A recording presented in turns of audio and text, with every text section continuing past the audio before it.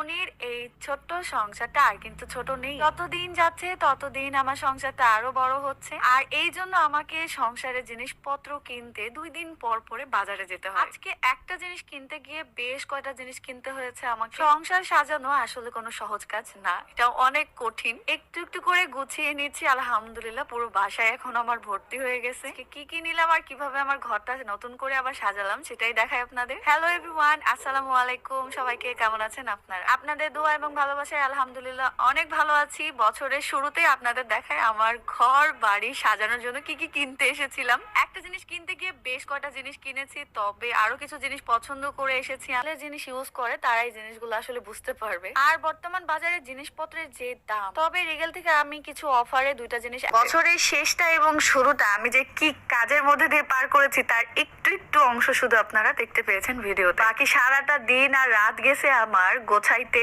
কাজ করতে, জিনিস কিনতে, সেই সাথে আমার বাজেট হিসাব করতে। সবকিছু মিলিয়ে আমি অনেক অনেক টায়ার্ড। তবে খুব বেশি ভালো লাগে যখন আমার শখের জিনিসগুলো কিনতে পারি, সেই সাথে জিনিসপত্রগুলো সুন্দর করে সাজিয়ে রাখতে পারি। সংসার গুছিয়ে রাখতে আমার বরাবরই অনেক পছন্দের। অগোছালো কোনো কিছুই আমার পছন্দ না। নিজেকে যেমনই রাখি না কেন, আমার ঘর বাড়ি জিনিসপত্র এগুলো গুছিয়ে রাখতে আমার খুব খুব খুব ভালো লাগে। যতই ব্যস্ত থাকি না কেন, নিজের সংসারটাকে নিজে গুছাইতে বেশি স্বাচ্ছন্দ্য বোধ করি। আমার এই ঘর গোছানোর পরে লুকটা কেমন হয়েছে নেক্সট ভিডিওতে শেয়ার করবো। সেই পর্যন্ত সবাই ভালো থাকবেন, সুস্থ থাকবেন।